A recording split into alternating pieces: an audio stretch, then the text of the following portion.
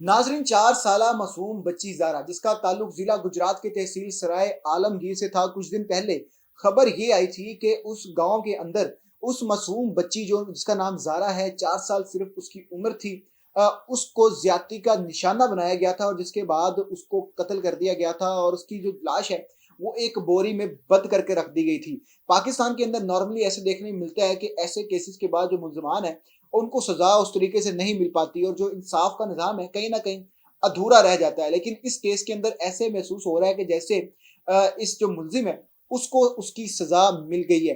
ये क्या सारा वाक़या है आपको बताते हैं, लेकिन उससे पहले इस वाक़ये का जो बैकग्राउंड है वो मैं आपके साथ शेयर कर दूँ। 4 साला मासूम बच्ची ज़ारा, जो कि ज़िला गुजरात के जो तहसील है सराय आलमगीर, वहाँ रहती थी। वो एक दिन घर से निकलती है ट्यूशन के लिए, लेकिन वहाँ से अगवा हो जाती है और अगवा के बाद उसको ढूँढा जाता है, लेकिन वो बच्ची का कहीं भी सुराग नहीं मिलता। जिसके बाद पुलिस उसकी अच्छी खासी तफ्तीश करती है, जिसके बाद पता चलता है कि एक जगह से एक बोरी मिली है, उस बोरी के अंदर वो 4 साला जो मासूम नन्ही कली है, ज़ारा, उसकी लाश मिलती है। क़यामत का समा होता है, दिल दहल जाता है उसकी हालत देखकर और लोग परेशान हो जाते हैं। परेशानी के आलम में ये सोचने मजबूर हो जाते हैं कि हमारा जो मुआशरा है किस किस्म के दरिंदों से भरा पड़ा है कि 4 साल की मासूम बच्ची को भी नहीं छोड़ते। लिहाजा पुलिस तफ्तीश का आगाज करती है और देखती है कि किस तरीके से बच्ची को ले जाया गया। लेकिन जब उस मोहल्ले की, उस गाँव की जब सारी तफ्तीश की जाती है, पता चलता है कि जो बच्ची है वो गाँव से बाहर नहीं गई। जिसके बाद गाँव के अंदर ही तफ्तीश शुरू कर दी जाती है। जो मुल्जिम है उसको ढूंढने का आगाज कर दिया जाता है। पता ये चलता है कि जनाबे अली मोहल्ले के जो 5 लोग हैं, उन पे शक ज़ाहिर होता है पुलिस का और उन 5 के 5 लोगों के हवाले से तफ्तीश शुरू कर दी जाती है। उनके डीएनए टेस्ट करवाए जाते हैं और उनमें से जो एक शख्स होता है जिसका नाम नदीम है, उसका डीएनए मैच कर जाता है और वो कोई और नहीं बल्कि उस बच्ची का हमसाया था, बिल्कुल साथ वाले घर में रहता था, जिसने सारी हरकत की और जो दरिंदा था वो कब से उस बच्ची की ताक लगाकर बैठा होगा कि कब मैं इस नन्ही कली को नोचूं।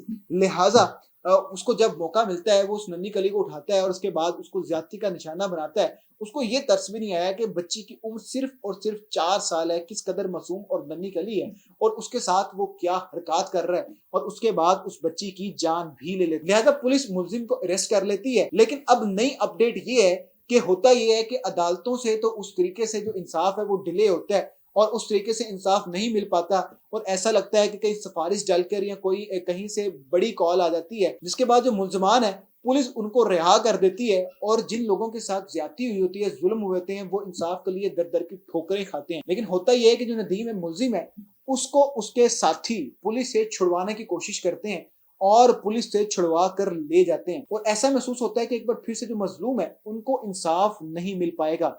लेकिन कुछ दूर जाकर एक गांव है, वहां पर जाकर पुलिस का मुकाबला शुरू हो जाता है और वहां जाकर ये मुल्जिम नदीम है वो अपने साथी के फायर से ही हलाक हो जाता है। लिहाजा इससे एक फायदा तो ये हुआ कि हो सकता था कि ये सिफारिश के बाइस या अदालतों के जो डिले है उसकी बाइस ये कहीं ना कहीं रिहा हो जाता, कोई सिफारिश आ जाती या कोई और मसला बन जाता जिसकी वजह से जो मजलूम है उनको इंसाफ ना मिल पाता। लेकिन कम अज कम उसका जो ये हलाकत हुई है, उसका जो कत्ल हुआ है, कम से कम उसके माँ बाप को, उस बच्ची के माँ बाप को ये सुकून जरूर हुआ होगा कि वो दरिंदा जिन्होंने उस बच्ची की जान ली वो भी अब इस दुनिया में मौजूद नहीं है।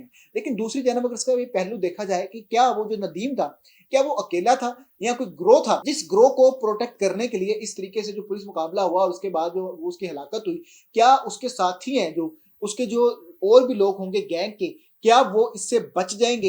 इसका एक सवाल तो ये है। लेकिन कम से कम वो जो बच्ची है जिसकी जान ली गई, आज वो मुल्जिम इस दुनिया के अंदर मौजूद नहीं है और हलाक हो चुका है। इस वाकये के बारे में आपका क्या कहना है? कमेंट सेक्शन के अंदर जरूर बताइएगा।